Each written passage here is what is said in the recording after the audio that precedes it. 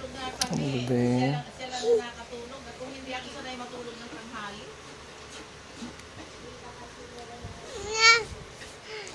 Sarap? Sarap biskwit? Ang pogi naman ng bebe na yan ah. Vibes na kami. Kinikiss niya. Basketball.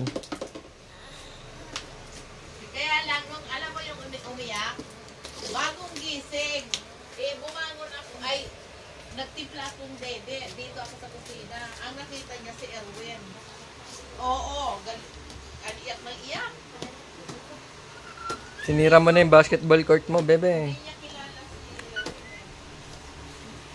Erwin. Sinira mo na yung basketball court mo. Kusina, hindi ako umalis. Iisip siguro, iniwanan na siya.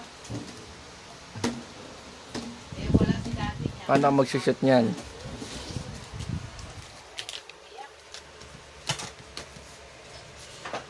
Tapos, ayaw na matulog.